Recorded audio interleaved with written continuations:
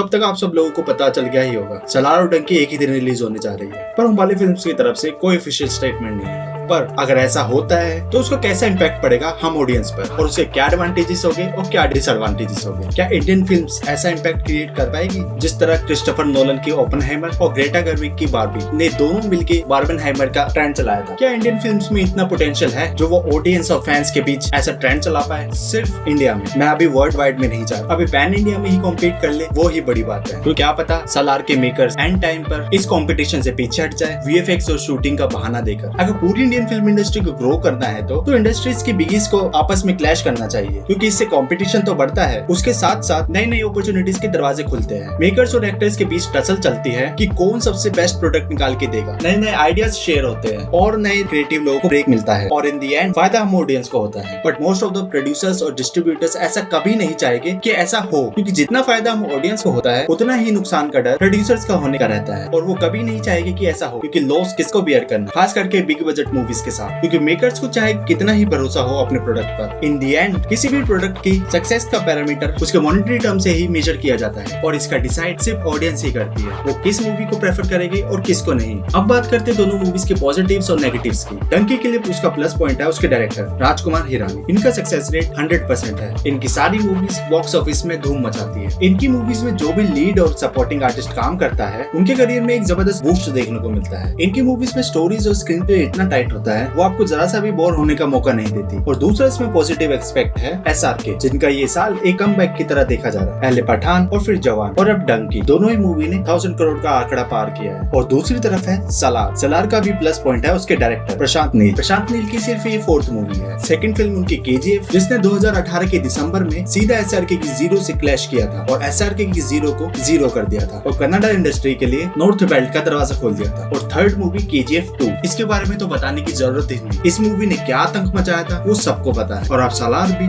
इसी KGF universe का part होने जा रही है, जो कि ये यूनिवर्स सलार के लिए प्लस पॉइंट है। और ऊपर से प्रभास, जिनकी बाहुबली 1 और 2 ने एक पैन इंडिया का स्वाद चखा दिया था सारी इंडस्ट्रीज को। और अब आते हैं इन मूवीज के नेगेटिव पॉइंट्स पर। सलार का सबसे पहला नेगेटिव एस्पेक्ट दिखता है वो है खुद प्रभास। और सच में ये बंदा सेल्फ डिस्ट्रक्टर भी है और सेल्फ क्रिएटर भी। बाहुबली 1 और 2 के बाद इस बंदे ने कोई भी हिट मूवी नहीं दी। प्रभास के सितारे गर्दिश में नजर आ रहे हैं बाहुबली 1 और 2 के बाद। और आदि पुरुष तो एक सबसे बड़ा कलंक है प्रभास के लिए भी, मेकर्स के लिए भी, पूरी मानव जाति के लिए भी। प्रभास की फिल्म के मेकर्स चाहे कुछ भी बोले कि उनकी मूवी हिट हुई है या नहीं, बट ये बात सबको पता है मूवी सारी कचरा थी। और दूसरा इस मूवी का नेगेटिव पॉइंट है इसका रेपिटेटिव होना। सलार का छोटा सा ग्लिम्स देखकर मुझे ऐसा फील हो रहा था कि हम केजीएफ मूवीज का ही कोई सीन देख रहे हैं। वही over the top action, loud music, dramatic dialogue delivery और सेम डर्टी ग्रिटी सेट्स और कैरेक्टर्स कुछ डिफरेंट नजर नहीं आ रहे थे केजीएफ मूवीज से। और डंकी की नेगेटिव पॉइंट पर बात करें तो ये थोड़ी सी कंट्रोवर्शियल साइड पर चले जाती है, क्योंकि याद करो राजकुमार हिरानी की लास्ट टू लास्ट मूवी थी पीके, और इस मूवी ने क्या दिखाया था ये भी सबको पता है। और वन साइडेड दिखाया था वो अलग, लोगों के रिलीजियस सेंटीमेंट को हर्ट करा था इसमें, तो उसका इम्पैक्ट इस मूवी पे पड़ सकता है। और मैं बोल रहा हूँ पड़ सकता है, कोई कंफर्मेशन नहीं है। क्योंकि जब लास्ट ईयर आमिर खान की लाल सिंह चड्ढा आई थी, मूवी रिलीज के टाइम पर ही बॉयकॉट ट्रेंड शुरू हो गया था। और तब कुछ लोगों की तरफ से ये बात भी सामने आई थी कि अभी तो आमिर खान की फिल्म का बॉयकॉट हो रहा है, आगे उस पीके फिल्म के डायरेक्टर की आने वाली फिल्म का विरोध करेंगे। अब तुम क्या होगे, पीके की बात तो संजू भी रिलीज हुई थी, उसने तो अच्छा खासा बिजनेस किया था। और मैं कहूँगा उस टाइम बॉयकॉट ट्रेंड वजूद में ही नहीं था, और आज बॉयकॉट गैंग है। आज लोग मूवीज सिर्फ एंटरटेनमेंट के पर्पज से ही नहीं देखते। अब लोग इतने स्मार्ट हो चुके हैं, वो 10-20 साल पुरानी मूवीज का भी हिडन प्रोपेगेंडा ढूंढ के ले आते हैं। और आजकल की मूवीज में प्रोपेगेंडा आराम से मिल जाता है। और बात करें इनके फैंडम की तो छोड़ो, इनके बारे में क्या ही बात करें। ये नल्ले बेरोजगार लोग ही है जो इस तरह के फैंडम चलाते हैं और फालतू की स्टार वर्शिपिंग करते हैं और एक दूसरे को हेट देते हैं। लास्ट में मैं अपनी बताऊं, मेरे हिसाब से साल में 1 या 2 बड़ी मूवीज का क्लैश होना चाहिए for sake of healthy competition. और हेल्थी कंपटीशन के क्या फायदे होते हैं वो मैंने अभी बताया है। सो आई होप इन दोनों मूवीज का भी क्लैश हो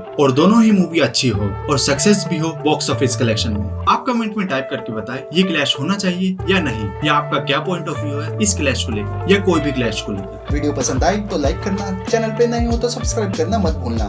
मैं मिलता हूँ आपसे नेक्स्ट वीडियो में। आप देख रहे थे ओजी फिल्म।